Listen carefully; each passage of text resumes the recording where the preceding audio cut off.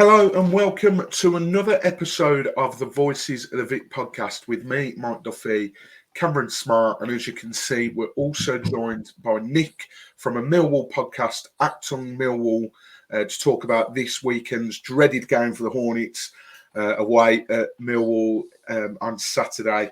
Nick, thank you very, very much for joining us tonight. It's your first time on the pod, so thanks for joining us to get the lowdown from the Millwall side. How's things with you? You all good? Yeah, no, good to see you, boys. If you'd have asked me 7 days ago, was I looking forward to playing Watford, I would have said, can we take a pass on it? But obviously, we had a great result Saturday, and it's almost transformed our collective spirit. So, no, it's going to be an interesting game Saturday. Looking forward to it.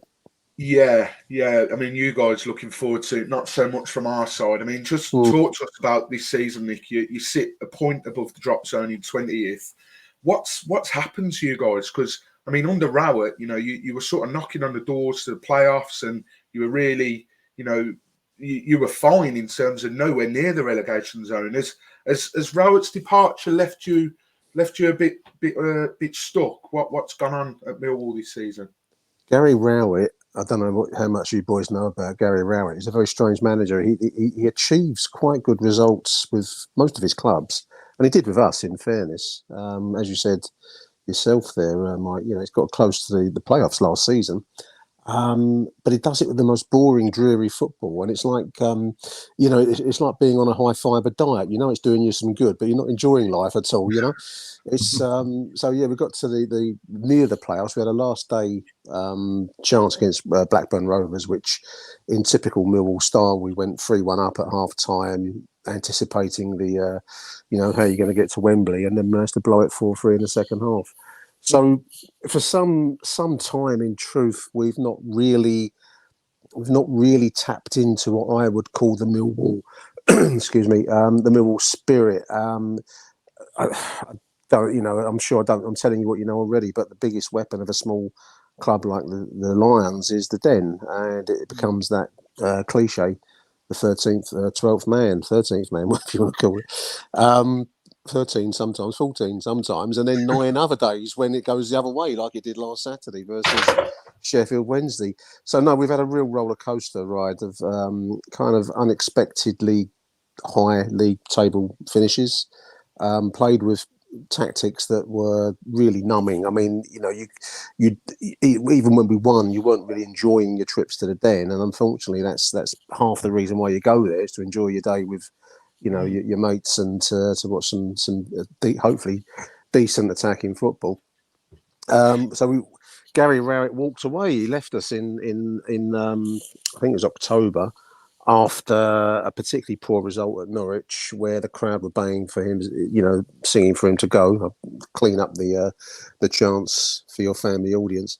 We then had a caretaker manager called Adam Barrett, who, when we played at Vicarage Road, we were actually under Adam Barrett's caretaking, and I'd forgotten the game completely. I just had a look before I came on with you boys. I'd completely forgotten that match. Of course, it was a 2-2 draw, and it was a kind of an end-to-end match. I think we went ahead late in the game. It was a corner, and then Watford broke away in injury added time and equalised it. So it was a real roller coaster ride of poor defending, in truth, on that day, and it's got worse and worse since. We then appointed Joe Edwards with great fanfare, and unusually Joe came to us with a real pedigree. He'd worked with Chelsea and Everton and the England national side as a coach, came very, very highly rated. Rumour has it that his job CV references were the likes of Thomas Tuchel and Jose Mourinho and Frank Lampard. But there's a clue in the Frank Lampard part of that job CV. And so he came with great. He tried to. A few managers in our time have tried to change the way football is played at the den. I think there's this kind of myth that Millwall fans will only accept a kind of an old school 4-4-2, big man, little man, get it forwards, and there may be something in that. But other managers have tried to get I hate this term, modern style football, which seems to be fannying around with it in your own penalty area, calling that beautiful, and pretending that you're Barcelona suddenly, So Joe had a brief bit of success, a lot of goodwill. I think there was probably a general idea that we did need to try and update the style of play that we have. But the problem, boys, is that you can only play top-level football with very elite players, and they seem to cost a lot of money from what I've seen. But if you're trying to play Barcelona football with players that are journeymen, some of our boys have been in League One with us, and they're kind of honest, good professionals. But you can't start asking them to, be the next Maldini or knock it around like. In his pomp, Vincent Company or someone, I don't know. Yeah. So you consequently there was been a real tail off in form and culminating in a couple of disastrous results. We played Ipswich at home, got beat badly, and that they took the foot off the pedal, 4-0 at home. And last weekend in a must-win game against Sheffield Wednesday, we got beat there, and the manner of the performances were unacceptable. There's one thing you cannot do at Millwall. You can be a poor player. You can, as long as you're giving 100%. Yeah. That's the only unforgivable sin at the Den is not to give your all, and we weren't seeing that. So, Joe Edwards, our promising Thomas Tuchel recommended manager, was sacked, and back comes the Messiah, the Jesus of Bermondsey comes back. Neil Harris, to take us back to basics, grinding. I don't know what level of language you permit on your podcast, but certainly it was any. Yeah, anything goes. Well, it was shithousery of the old Neil Harris vintage at Southampton. Most of us were expecting a cricket score at Southampton. In truth, some were talking about having a free hit, which makes me laugh when you're in a relegation battle. There are no such things as free hits, but no one was really expecting to go to St Mary's and get anything. But lo and behold. We thought and battled and did everything that I would ever have asked of a Millwall side, and got 3 points there, which was totally unexpected. So, to answer your question, long-winded reply, Mike. I'm sorry. To answer your question, we're transformed in the space of 7 days. We've gone from the bipolar extreme of despair into suddenly now believing that miracles can occur. Neil Harris can turn water into interstellar artois, and. He's back. The Messiah is back, and up come Watford. So if you'd have asked me a few days ago, I'd have said, "Oh my God, we're going to get beat." Because I thought Watford looked a decent side on occasion when we played in October. Now I don't know. I don't know what to expect Saturday. Generally, don't know what to expect.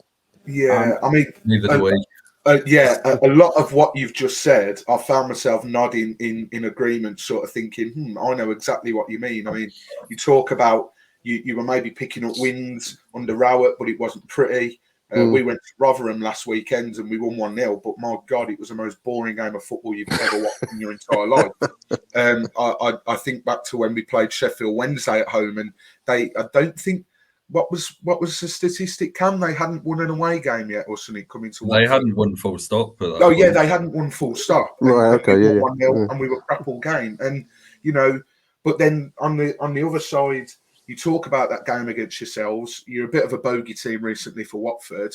And the game at our place, that was a real show of character from us to go and then snatch a sort of late equaliser. And those sort of performances seem a long way away. But you mentioned the man to come back in, Neil Harris. He obviously left in October 2019. It might be a silly question because he's obviously a legend, but why him again? Because I can't proclaim to following him religiously, but I know he's had a couple of spells at other clubs. I think Gillingham, I think you got him from Cambridge, he was at recently. And he's hardly set the world alight there. So why have you gone back in for him again? Is it because he's a legend and it maybe mixes things up? But to me, I don't know why you've gone for him again, especially the fact that you sort of fighting relegation. Yeah, there are some players, Mike, that have the magic dust around them The Den is a very peculiar place. There are some really good players that we've had that have just failed there. They we've had some decent talents that just haven't taken off there. We've had some fairly average players that find their theatre at the Den. I can name you names, players that become more than what they are by playing in that very specific venue. Neil Harris, as a manager, as a player, he was a legendary figure. I won't recount the full story here, but it'll be a film. His playing career based at the Den, because wherever he went as a player, had a spell. I think it was at Forest, and I think he went to Cardiff. But as you just said, as a player, and to be honest, managerially since he left us, no great shakes. But some people find their theatre at certain venues, and that's Neil. I mean, as a manager, I was saying this the other day, fun enough, on our show, that if you was to ask me the most memorable Millwall moments in recent years, so going back maybe 10 years, for all of the success that we had, relative success with Gary Rowett, they're coming close to playoffs, which is, if you look at football in the cold light of day as a balance sheet, it's a pretty good season when you nearly get into the playoffs for a middling championship level club. But it just was boring. But the big moments came under Neil Harris's moments. So you talk about big cup wins. There was the day we beat Leicester City in the FA Cup. The day we beat us that season at your place as yeah, well. as a Premier League side. Yeah, as a Premier League side. So these were massive days, and I think it's just some players, some managers just find their venue, and I think that's Neil Harris. I mean, his motivational abilities. I'd love to know what he brings, because if you could sell it, then you'd be making a fortune out there, because he certainly transformed a squad of players that were embarrassments in truth versus Sheffield Wednesday, who were a side. I can't remember how many games they hadn't won for a long while, and then they came and bossed us around like it was they were Ajax 1974 or something. I mean, that we made them look that good. So I don't know. I mean, it's stardust. It's that indefinable thing in football. Can't give a name to it. Charisma, whatever you want to call it. Some have it. Some places have it with certain individuals. Neil's got it at Millwall. So I think there's a touch of bring back the prodigal son, and it certainly worked on Saturday. Got to do it again against Watford, though. I don't know what kind of tactics we'll get on against Watford, because at Southampton, we went and defended for all that we were worth and got goals. Early header in from a free kick set piece, and then a penalty, which had a touch of fortune about the awarding of it. I could see why it was awarded. Sometimes you get them, sometimes you don't. So who knows what we're going to get against Watford, because we can't afford to lose. And look, with other results going, also, I mean, I think Huddersfield won. I think Sheffield Wednesday won. QPR won. So our rivals in the relegation zone that we've pitched ourselves into by getting ourselves into such a pickle have all won. So we've got to do it again. And, that great result at Southampton is going to be meaningless unless we can do something against Watford. So it's going to be a big game. I'm expecting a full house. I'm expecting a huge atmosphere. And like we just said, Neil Harris is back at the Den. So you can't wish for more drama than that, boys, I tell you. Yeah, you talked a bit about style of play. Obviously, you said it was really boring under Gary Rowett. And you mentioned Joe Edwards trying to play the modern way that we're seeing everyone try and do, and it really bores me to death, to be honest. I remember a lot of comments from Gillingham fans, because it was quite bizarre when Neil Harris got sacked there. Because they'd only lost one game, I think, and they were quite high in the table. But he's doing well down there. Yeah, but they were all saying it was the most boring football imaginable. They were winning, every game 1-0. Do you not feel like you've gone full circle a bit? And I mean, obviously it's Southampton away, but I didn't watch, but I looked at your stats, 19% of the ball, I think, and you went 2-1. I think that's something that would hurt us a lot, and it'd be effective against us. But do you not feel like maybe you're going back to sort of the boring, dull Rowett ways? It wasn't dull. I mean, I take the point about going backwards, and yes, you're correct there, Cameron, isn't it? So, you're correct. And there was a big debate. There was not a kind of a general desire to see Joe Edwards be sacked, because I think most Millwall fans, certainly the ones that I speak to, were fully approving of this idea of playing better, more attack-minded football. Personally, I could live without seeing goal kicks rolled around your own penalty area and played out from the back. That isn't beautiful football for me. I'd sooner see it punted. It was quite funny on Saturday because for the first time in months, I saw our goalkeeper actually put the ball on the 6-yard line and kick it down to the halfway line, and it felt like, a refreshing drink after a long dry spell. It was wonderful. So yeah, knock it around and play it around. We actually played some decent stuff in phases with Joe Edwards, but I don't know the players fully believed in their capabilities to play it for 90 minutes. We played in phases. We had a series of good results over Christmas and got ourselves away from relegation. But then it was almost like they progressively started to lose belief in that ability. We had an ever reducing part of the game where we were playing well and looking really good. So it went from half an hour looking like we were brilliant down to eventually 10 minutes and 5 minutes, and then it all went to pot. So no, I think there is a sense. I mean, we don't really know how long a term an appointment it is to have Neil back. So whether it's just to the end of the season, don't know. I mean, it's to pull us out of trouble. I think survival in the Championship is the be all and end all of this move, and if it achieves that, with all the money that's involved, I mean, dropping into League One, as I'm sure you boys know, it's a financial precipice, isn't it, going down there? So it's essential that we stay in the Championship, and that's what this appointment has been designed to do, to tap into the electricity that the Den can generate when it has the right kind of personality and the right kind of playing approach. We saw it Saturday. We've got to do it again on Saturday again up against Watford, as we've said. Yeah, and with everyone trying to play possession football, trying to, everyone's got to be passing the ball on the floor. You can't go long at all. I think you need a team to come in and just mix it up a little bit. And I'd say we're one of those teams that is trying to control the ball a lot. And I wouldn't say it really gets the best out of us. And I think a team like Millwall coming in with Neil Harris, trying to mix it up, trying to make us uncomfortable and going long, I think that would be really uncomfortable for us. And especially at the Den, I think our defenders could buckle under that kind of pressure. And yeah, it could really be a long one for us if we're not fully concentrated. But speaking of long days at the Den, I think there's one. I've had a few. Well, I've had one. I think there's one player Watford fans will be looking out for, thinking. I've got two, Cap. Well, yeah, but one in particular. Yeah. Tom Bradshaw. I mean, he didn't start against Southampton, did he? But no, he came on half time. Is there a player that we should really be looking out for other than him? Because I mean, yeah, if he's not playing, I'm wondering who's going to hurt us here. Well, if you can think of anyone, let me know, Kat. I'm not sure who's going to hurt you either, to be honest with you. I mean, it's the interesting point. I mean, I think the mistake a lot of opponents might think is it's going to be direct. We don't actually have a big central striker because of the mix and match approach of this season. We've had three managers, three different styles now of how you approach a game. Edwards really with his pass and movement, Chelsea style, if you want to give it a name, as where he's come from. Required a different time. So we weren't playing with your big kind of most recent example we've had would be Matt Smith or Steve Morrison, the big man that you hit with the pump forward or get the ball wide and get it into him. So we don't have anyone like that.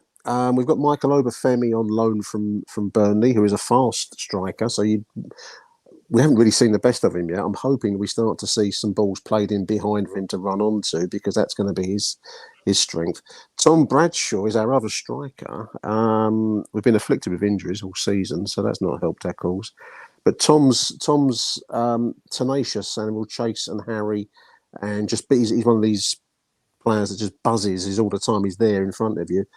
So I'd imagine he'd be trying to work mistakes and errors from put the pressure on the Watford defence. But I don't think you're going to see what you would call long ball football because we don't have anyone to aim it at. Tom Bradshaw's not going to win much in the air. He's too short. So it's going to be interesting to see what approach we take Saturday, because we need a win. And however it's achieved, even if it is a Gary Rowett 1-0 ball fest, I'll take it at the moment. So it's going to be interesting to see what approach Neil takes at home. Yeah, I mean, listen, it sounds very much like there's a feel-good factor around, especially after beating Southampton. And like you say, Neil Harris has come back and it's going to be his first home game in charge again, second time round. So, you know, of late, Watford's trips to the Den haven't been great. I remember in lockdown season, I think we drew 0-0 there, and it was a very sluggish game. I went to one where we drew 2-2, and Ian Holloway was manager. I think Martin Wolford. Don't say that name. Don't say that name. He equalised in the last delete minute. That bit. I went to one when Matty Vidra scored, and the season we went up and we won 2-0. And then of late, Matty Pollock, he even mentioned it in one of his sort of interviews with the club, because he had an absolute mare there last season, and it was an absolute nightmare. But it's I want to say it's different this time around, but I know Watford, and I just think your boys are going to be so up for it. So I'm imagining a repeat of last season. But what areas, and this might seem a silly question because of where you are on the table, but what areas are there for Watford to explore? Where can Watford get joy against Millwall this coming Saturday? Teams that have done best against us have attacked us, and Southampton tried this Saturday. It didn't quite work out. We've got a bit of a makeshift left side, so we had Danny McNamara, who's a right-sided defender, but he's having to cover on the left, so he's playing out of position effectively. And all season teams that have found the most joy against us have probably come down the left side. So yeah, I mean, pace and movement on the left side particularly I would have expected to, until recently, put us under trouble. It was a bit like every man to the pump at Southampton. So, they're a good side. They keep the ball, they move it fast, and at times it was clinging on for grim death down there. But it got us through to a valuable win. But I would say speed and movement, which kills anyone, but it would certainly find our defence. It would straight. We've gone back to a 4-man defence as well, which is another interesting thing, which is great by me. But previously, we were trying to play with 3 central defenders and wing backs, and again, it's this thing that you get in the modern game that you're told you should. The past is bad, and this is now the modern way, and all you're watching is players that aren't quite up to it, trying to do their very best in an unfamiliar formation. So I'm hoping we're going to see some familiar formations and players in position as far as injuries allow. And to answer your question, I would think the left side might be the strongest card for Watford. Yeah, that's quite interesting. It'll be interesting to see who we go with, whether we persist with Ken or go with Martins and try and switch it up. Cam, you look like you're wanting to say something on that point of the left-hand side. No, I heard you say speed and movement, and I thought, right, well, you're going to be completely fine then, because speed, we leave all that on the bench and don't bring it on until the 87th minute. And that's movement, never seen any of it. So you're going to have a great day, I reckon. Well, that ties perfectly into my next question, actually, Nick, because I was going to say, I know you've only seen one game since Harris has arrived, and I think I know what the answer is going to be. But where do you think you can hurt Watford? Do you think the crowd's going to play a big part in this one? First, the game back, as I say, for Harris. You're hoping for a decent turnout. Is that where you're hoping you can hurt us before a ball's even kicked? Absolutely. The crowd, we took, I think it was 2,700 down to Southampton, made an immense impact in the game. The situation for the Lions at the moment, boys, is that we've got a big injury crisis. We don't have a deep squad. So you're always really looking for, we've got some decent players, but for the most part, you're looking for that collective to be more than the sum of the parts, if that's the right way to put it. Coming into the equation then is the surge and the power that the Den can create. It is a very different venue to most Championship grounds. It just is. Long may it continue from my point of view, but it can be a very uncomfortable place when it's on form. Now, if you were coming to us maybe 10, 15, 14 days ago, you'd have found a Den that maybe you wouldn't recognise because it was pretty flat. The crowd were on at their own players. They weren't seeing the effort that they require. And that almost becomes counterproductive. So opponents flourish in that kind of environment. So that we're getting beaten badly, and we've been beaten badly a few times this season. But as we've said a few times, we now have the Messiah's return. So the electricity is going to be flying. I'm expecting it to be close to a full house on Saturday. And Neil Harris understands Millwall Football Club. Maybe that's why he's not flourished elsewhere, because some managers are so much in tune with one place that's, as we've said, that's their theatre. And I'm expecting it to be an emotional day. I'm expecting it to be a crowd that's fired up. And I'm thinking in terms of a big atmosphere. I mean, when we beat Watford in the FA Cup, which will be back into 2017, I think it was. That was Premier League, Watford. So I think we're in Division League One. I always got to call it Division 3, chaps.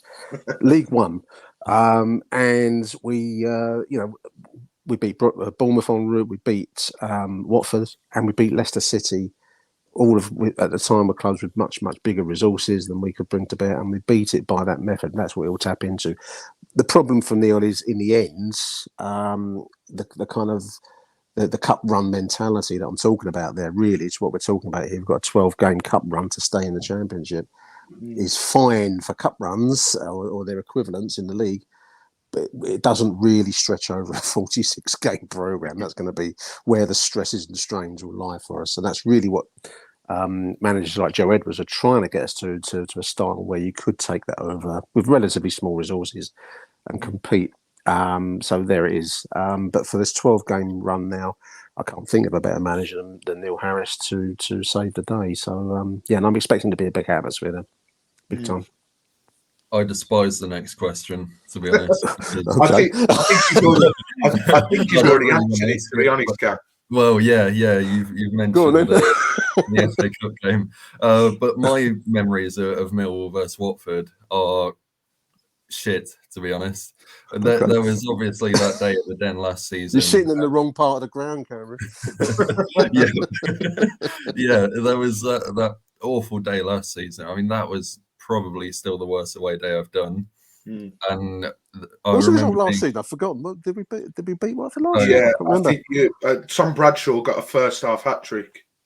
Oh right, that's right. Yeah, he did. Didn't we kept it 0-0 second half, eh? Yeah.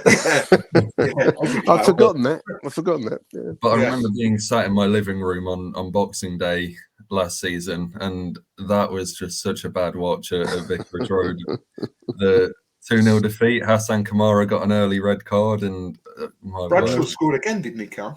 Yeah, I think he got one, didn't he? Yeah, he got 17 last season. He had a pretty good season last season. In fact, I think their other goal scorer was that Vogelsammer, who I don't think he scored there yet. It is. That's a poor game. If Andreas Vogelsammer's got a goal against you, you've had a poor day. I'm pretty sure it was his first goal, and we were halfway through the season. So he's gone back to Germany now. He's not a danger anymore for you. He's gone back to Germany.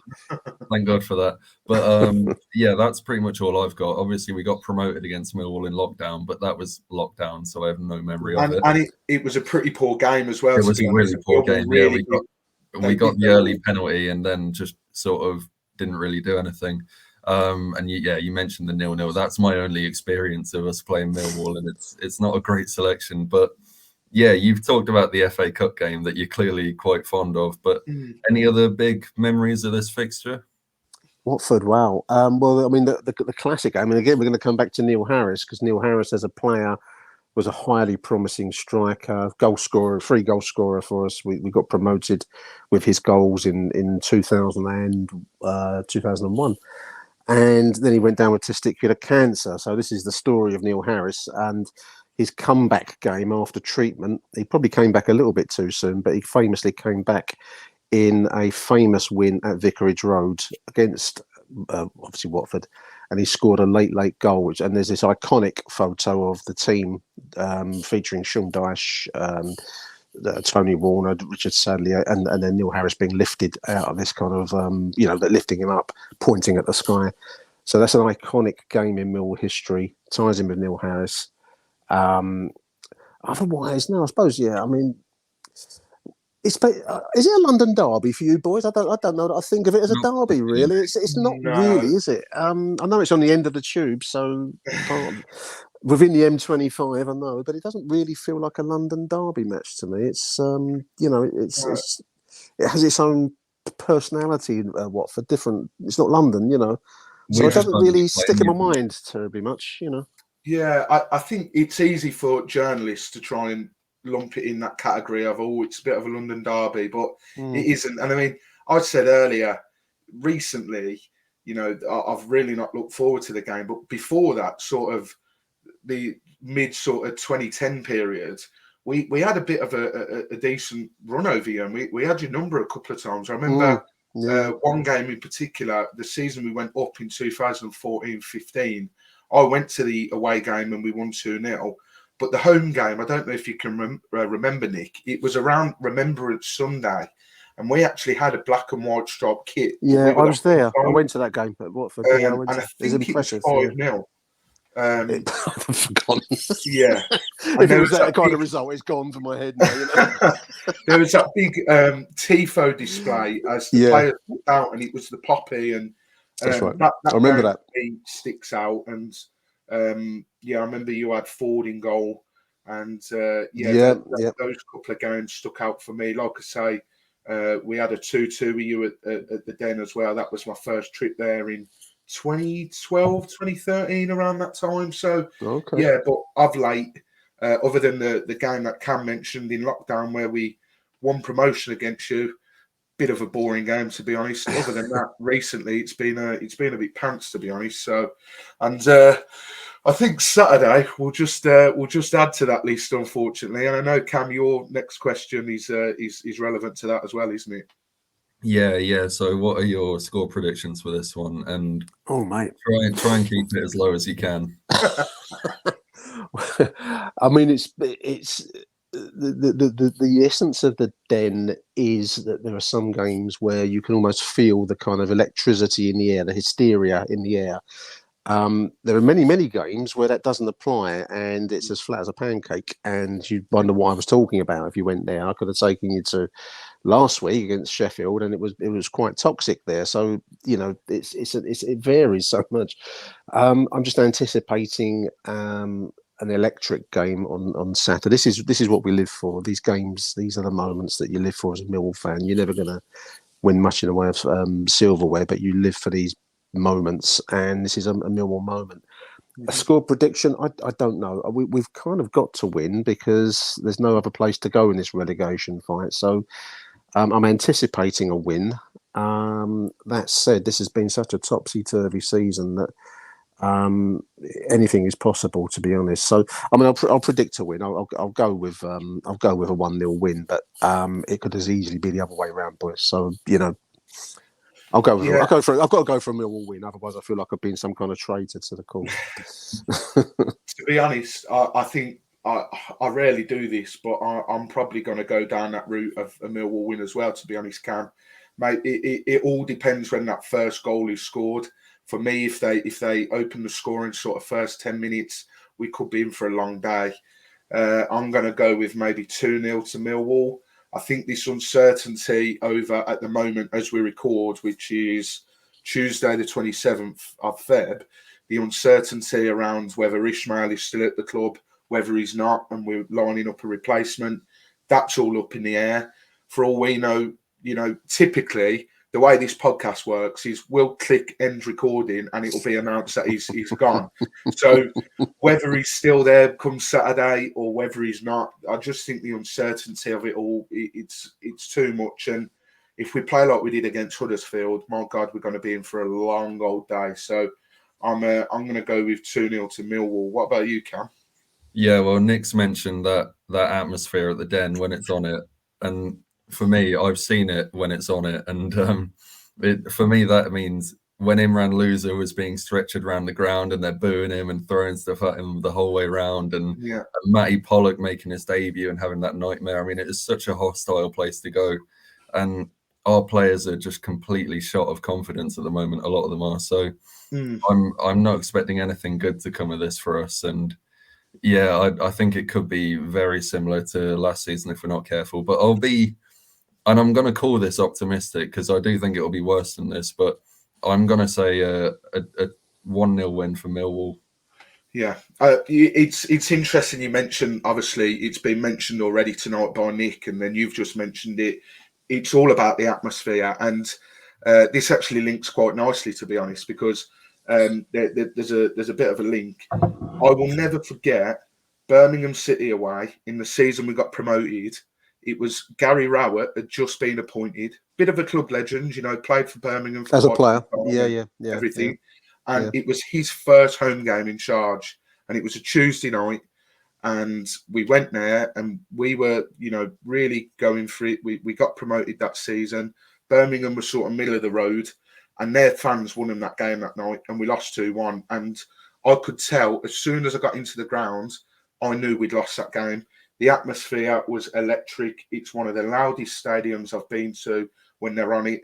And Millwall's no different. So I do really worry about where this is going to end up on Saturday. But, hopefully this is all reverse psychology and we're going to win 3-0 and come away happy and everything's going to be great again. But I can't help but feel that little bit in the back of my mind that this is going to be one of those games because, as you say, sometimes with Neil Harris, he might not have performed well at other clubs, but he knows Millwall. It's his bread and butter. He knows that place like the back of his hand. And if someone's going to guide him to safety, it's going to be Neil Harris, and it's going to add to the amazing story that he's already created at Millwall. So that does worry me a little bit. Now, one last thing that we like to do on this podcast before we leave is we like to play a game and test your knowledge of Millwall and Watford. Millwall and Watford. Yeah. So we like to play a game called Played for Both. So we like to ask how many players you think you can name that have represented both Watford and Millwall. And then depending on how many you get, we'll add it to the leaderboards. Because I think at the moment, QPR fan is winning. So if anything, you want to knock him off the top spot. Because there's a London derby, talking of London derby. How many players do you think you can name that have played for both Watford and Millwall? Oh, blimey. Okay. I can tell you a manager. That's Kenny Jackett, of course. Yeah. Players, Darren Ward played for Watford and Millwall. Indeed. Sean Dyche played for Watford. Yeah. Darius Henderson, did he play for Watford? He did indeed. He was a great player. I loved him. Good player. God almighty, after that, who else is there? No, you're right. No, this is where the life drains out of you now, Mike.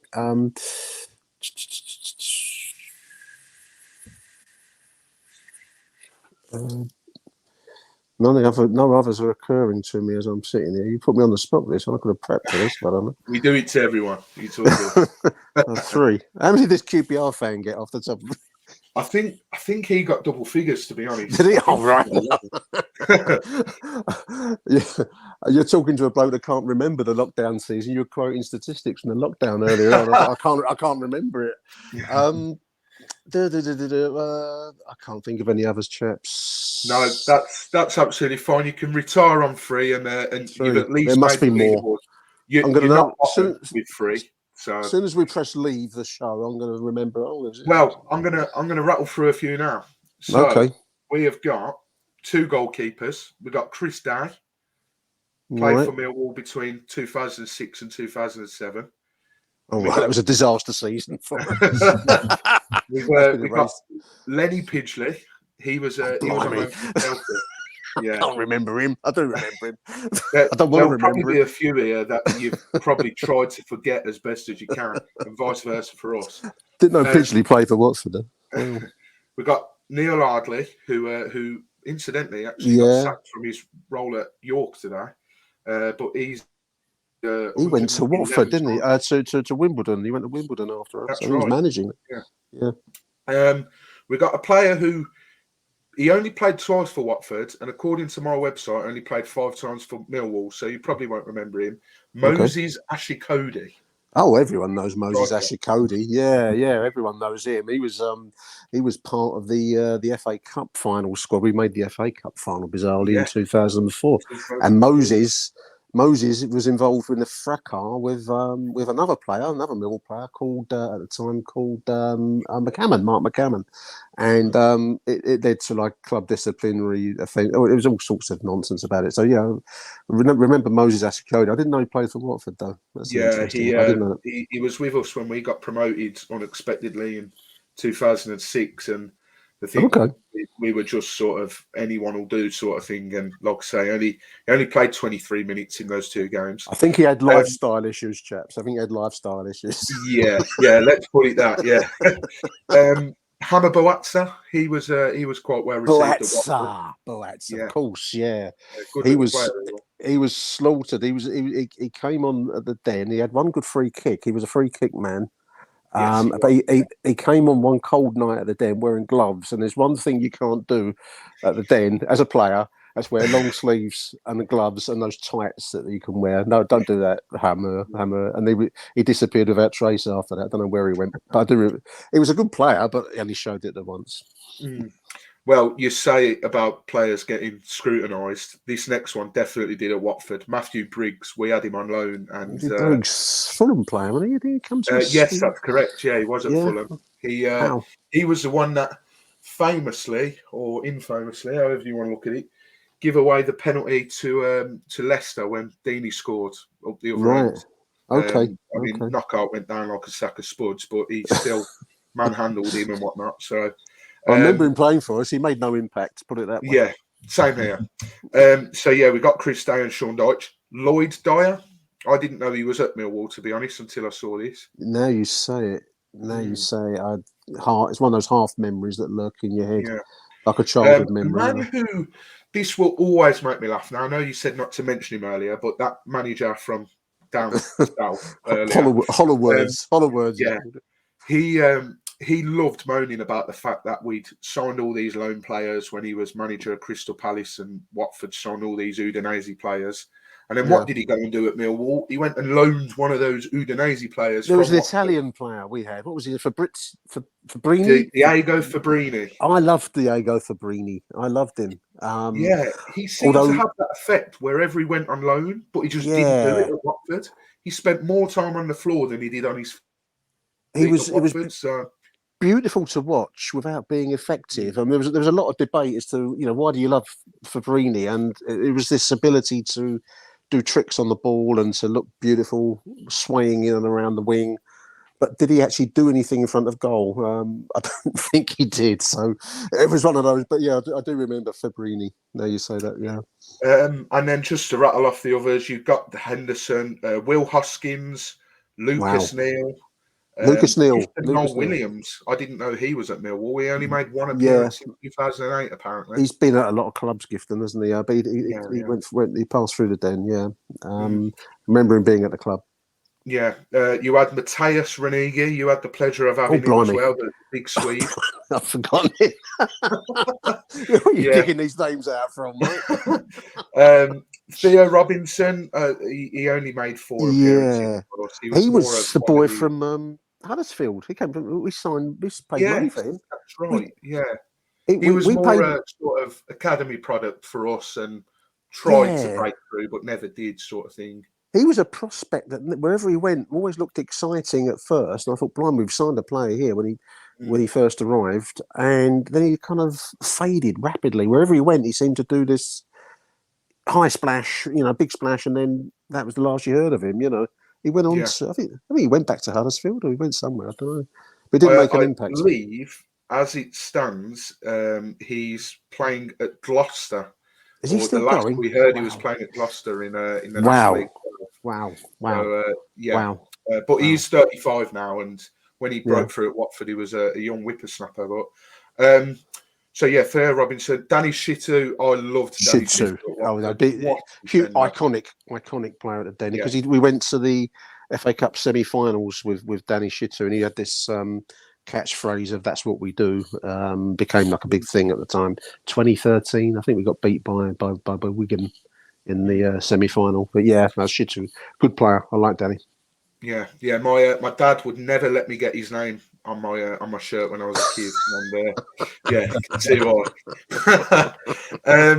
Jack Smith, the cousin of Watford legend Tommy Smith, he Yep. didn't really make a big dent in his Watford career, to be honest. But He played a lot of games for us, Jack Smith. He was like a very journeyman.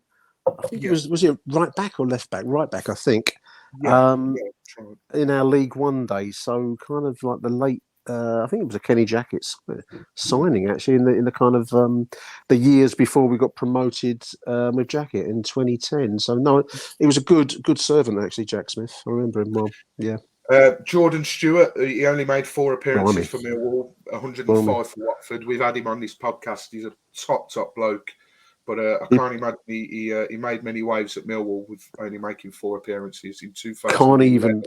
Genuinely can't even remember him. I don't even now you say the name. Yeah. The only the most vague sense of something, but I don't remember him at all. You, I would imagine, had this next man on the last man on loan on Andros Townsend. We had him on loan, and I think we sent him back because he was at poor, so he only lasted 3 games for Watford. It was a bit of a hit. He was a hit at the Den. He was a hit at the Den, Andros.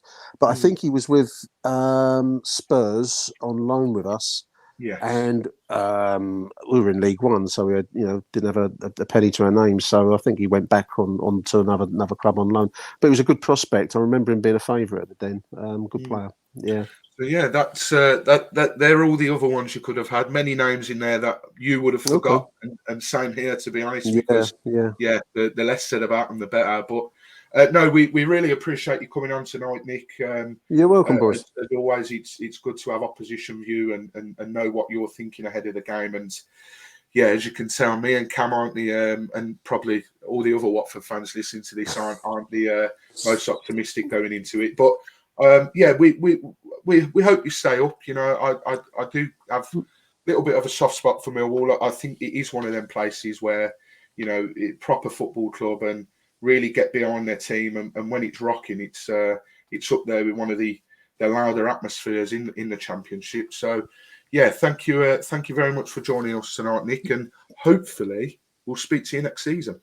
Hopefully so. Yeah. Cheers, Mike. Cheers, Cam. Good to talk to you. Thanks a lot. All the best. Cheers, mate. Bye. So there we go, Cam. We've got the lowdown on Millwall, the dreaded fixture this weekend. I mean, listening to what he said, it's just written in the stars, isn't it? A fan favourite, a legend going back, first home game, close to a sellout. Shall we just write to the FA now and ask for a 3-0 forfeit? That might be better for our goal difference, actually. Yeah, well, I'm ready to rip up my match ticket, to be honest. I mean, we wouldn't go there in normal circumstances, and we'd always succumb to the atmosphere. But now that they've got this special day going on, they've got Neil Harris back, and it's going to be they're all going to want to be there, and they'll all be up for it. We are not going to be up for that, are we? Our players will sink, and yeah, I really don't see this going well for Watford. So I was already quite pessimistic, I think quite understandably with everything going on. Yeah. But now, after hearing everything Nick just had to say, I am even more pessimistic somehow. Yeah, and I mean, everything that's going on at the club at the moment. I mean, I said earlier we're recording on Tuesday the 27th. We're going to put this video out on Tuesday, but as it stands, 7:00 now, we still don't know if Val's the manager or if he's not. We've seen things online to say he isn't. We've seen things online to say he is, and all of that just adds to the craziness at Watford at the moment. So it's going to be an interesting, I say interesting watch on Saturday.